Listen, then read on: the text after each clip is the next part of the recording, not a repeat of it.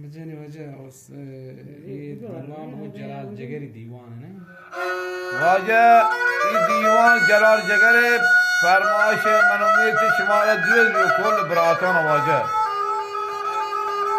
فرمائش کرو عثمان ہے تو رسول ہے فرمایش داتا واجه این صوت ہیں چو آقای عثمان جان و رسولی جان سیا نرم نرمه